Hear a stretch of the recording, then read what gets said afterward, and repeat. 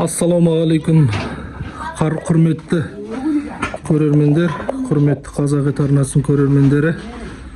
Қалдарыңыз қалай? Мал-жандарыңыз аман есен бе? Дендеріңіз сау ма? Міне бұқаларды мына қораға кеп қойдық. Кішкене ар жақтан мына бұқа жалғызсырап, кішкене жем-жемей қантышып жүр. Бөтенсініп қораны.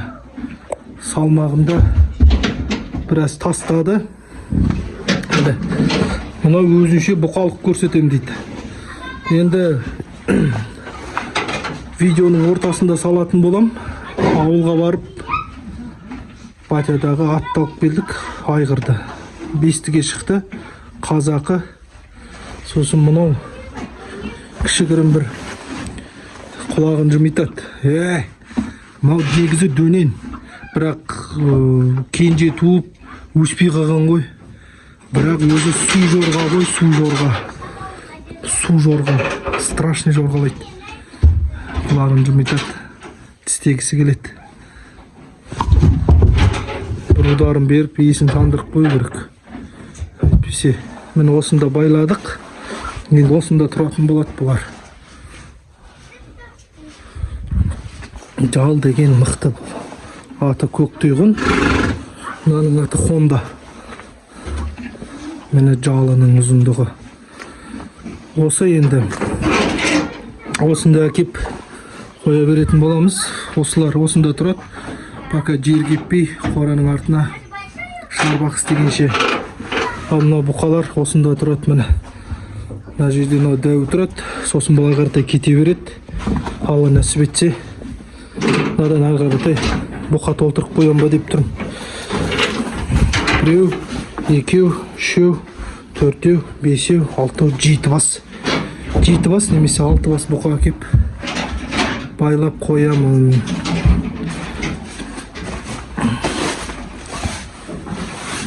Айтпақшы, орада крысалар бар. Крысаға немен аулауға болады, қалай аулауға болады, айта кетсеңіздер. Міне мынаны алғанда 8 айлық па? 8 айлық деп берді. Енді менің анау бір жасар бұқаларымен жасты ғой, сатылып кеткен. Қарасаңыз, олар 566.666 теңгеден кетті. Бұларды да семіртіп, Алла нәсіп етсе, июньге дейін семіртем ба деп тұрмын. Июньге дейін әлі еттің бағасы түспейді. Содан кейін Алла нәсіп етсе, июньнен кейін көре жатармыз қалай болатынын. Видеоға комментарий жазып, лайк басып, бөлісе отырыңыздар. Алла қаласа, видеолар салып отырам. Осының ортасында аттарды қалай алып келгенімізді, қалай тиегенімізді, барып келген сапарды түсір салатын болам. Кішкене дауысы дұрыс түспей қапты, быжыл етіп. Машинаның ішінде сөйлеген қиын екен негізі. Енді оны салмайтын болам, анық сөйлеп түскен жерлерді салам. Қалай мінгізгенімізді, неткенімізді салам. Көп көрермендер айтқан, енді сондай видеолар салып отыр деп. Қалай алып келгеніңді, қалай әкелгеніңді, барғаныңды түсіріп отыр деп. Солай салып отыратын болам, енді амандық болса. Алла нәсіп етсе. Мен заправка жасап аламыз қазір, Алла нәсіп етсе.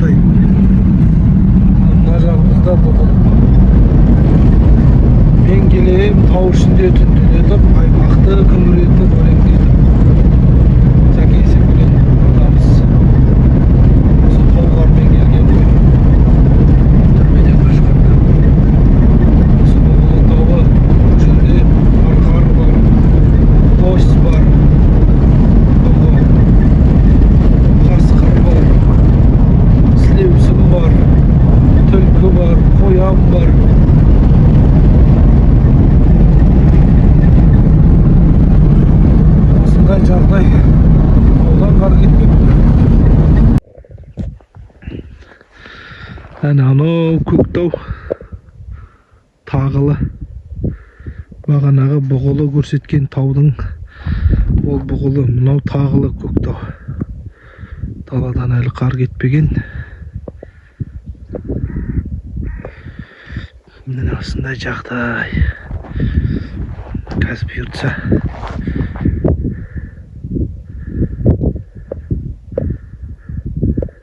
Көктайғын мен Хонданы тиетін боламыз. Біреу бесті, біреу дөнен. Бірақ дөненге ұқсамайды, тай сияқты. Өйткені қазір көрсетем негіз. Видеода ала қалса, қазір болмаса да видео түсіріп салғанда көрсететін болам. Міне тұяғының үстінде бір дөңпешік тұрған бірдеме бар. Сондан өспей қалды ма, кенже құрлықтық ма? Өспей қалды үшін бір ауызбен айтқан кезде.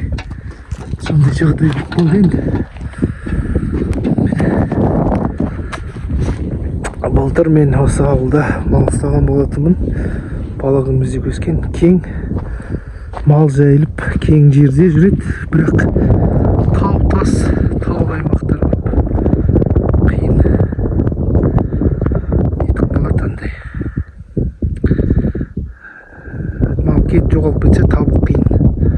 Көрдіңіздер ме? Мына прицеп Алла нәсіп етсе сварка сатып алып жатырмын. Осының бәрін әдемілеп, балғаркамен тазалап, бәрін жақсылап сваркалап, төбесін өзім қаңылтырмен жабамын Алла қаласа. Әйтпесе біреуге нете берген болмайды. Қаладағы мусорлар кетіп қалыпты. Жата берсін, ештеңе етпейді. Осы енді жағдай. Бұйыртса осыны бір проект жасайын ба деп отырмын. Әдемілеп, сваркалап, тазалап, мына жеріне как раз окошко істеймін. Ашылып жабылатын, малды көретін жағдайын қалай. Сосын енді біреуге апарып, тағы да бір ось салып төрттен бөлек тығылу керек болып тұр. Осы енді жағдай. Давай тиіңдер. Жұмалағы өзінен дәу ғой. Ештеңе етпейді, үркімейді. Я, мінет ол. Мінет ол. Опыт бар.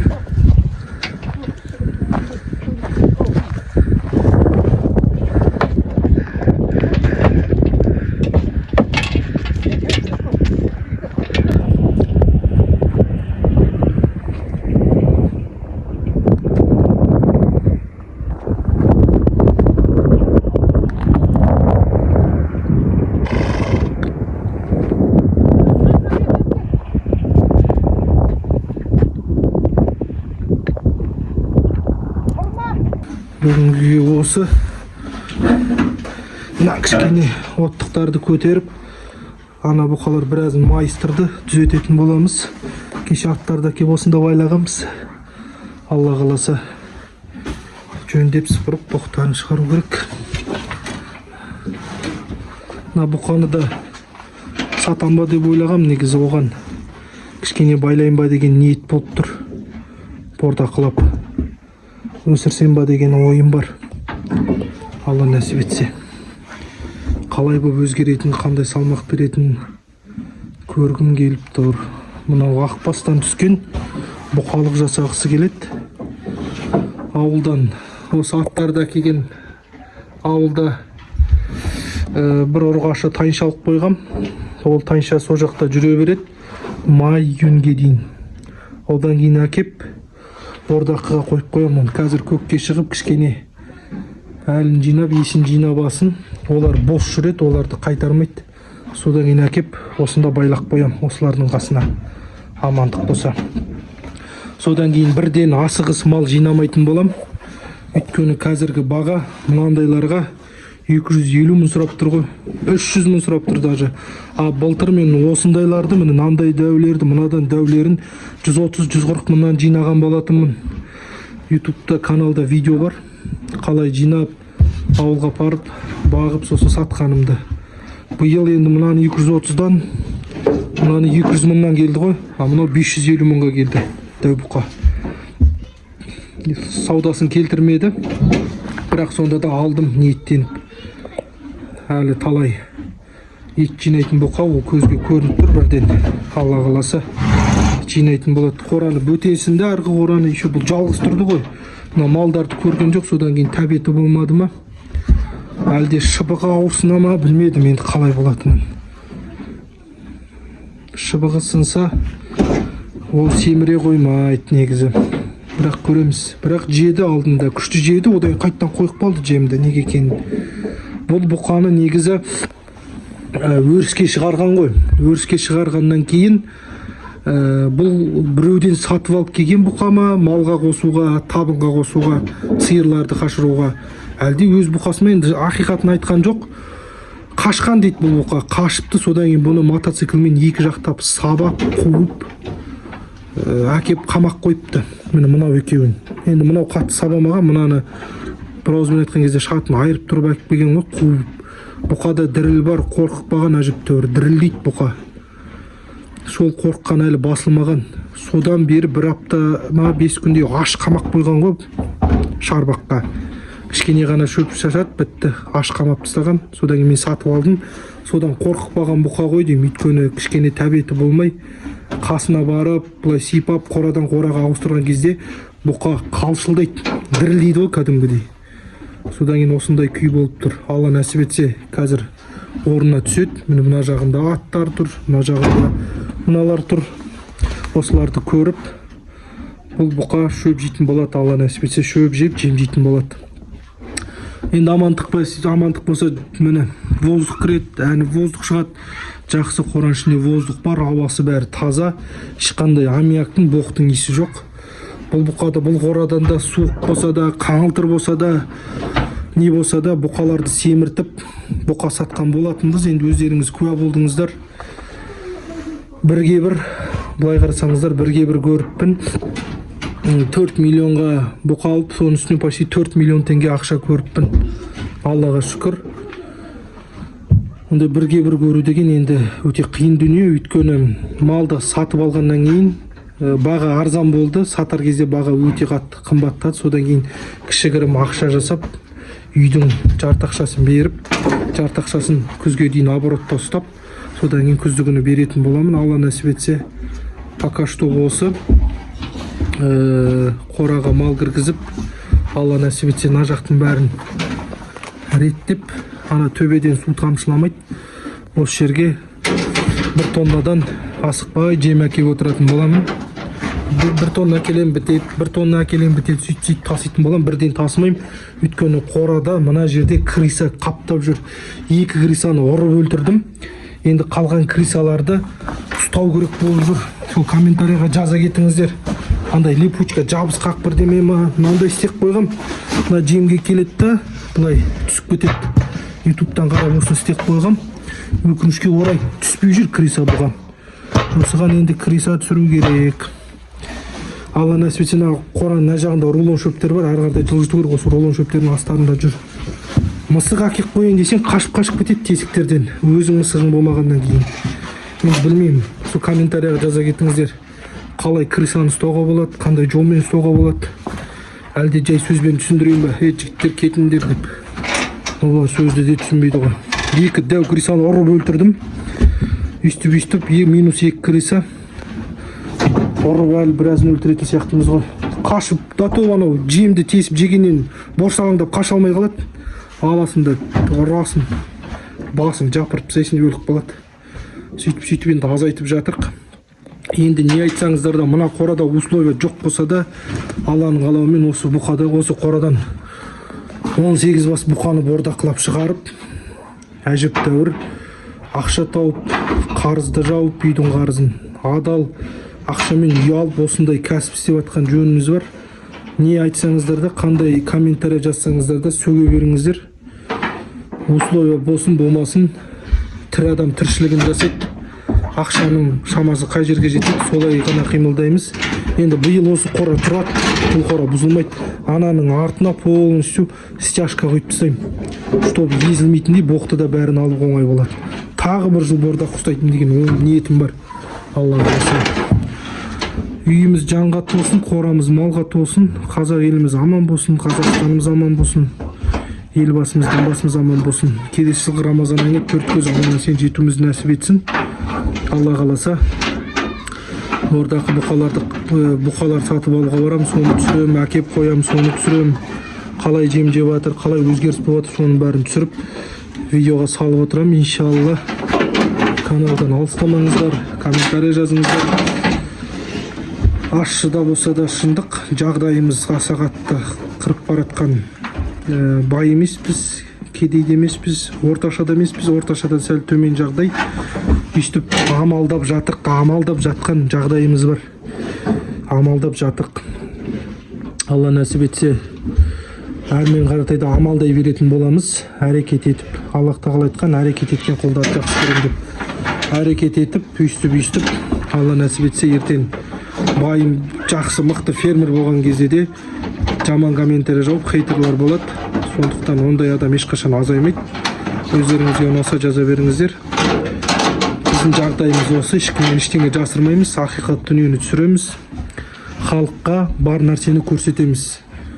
Қазір жағдайымыз осылай болып тұрғанында осылай түсіреміз, ертең жағдайымыз болып Алла нәсіп етсін иншалла көтеріліп жатсақ та сондай бар жағдайды түсіре береміз. Адамдар кейбір жағдайда өз жақсы жағына түсіреді. Мен де осылай ақиқаттың аузымнан қандай сөз шығады, соны сіздерге жіберіп, сіздерге түсіріп отырам. Бұл видеода бәрі болуы мүмкін. Сөгетін адам сөге береді, ұнайтын адам жақсы комментарий жаза береді. Солай енді ағайындар, мылжысақ мылжи береміз, тұрсақ тұрып видео түсіріп айта береміз. Сондықтан енді қалай бар, солай қабылдайсыздар ғой ағайындар. Каналды демеу көрсетем деген азаматтар болса, көмек берем, қолдайым деген азаматтар болса, комментарийға жаза кетіңіздер. Каспи номерді біз жібереміз. Қолдап, бұқа сатып алуға көмек берем деген ағайындар болса, көмектерін алуға әрқашан дайынбыз.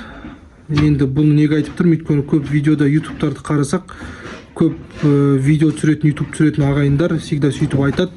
Каналды әрмен қаратай дамуына қол ұшын көмектесетін азаматтар болса, көмектеріңізді әрдайым қабыл алуға дайынбыз. Сондықтан біз де сөйтіп айтамыз, әрдайым қабыл алуға дайынбыз. Бір бұқа, екі бұқа алып қойсақ та әрмен қаратай бұқа бордақылаумен айналыса беретін жайымыз бар. Ал аманшылық болсын. Келесі видеода кездескенше күн жақсы болсын. Ассаламу алейкум.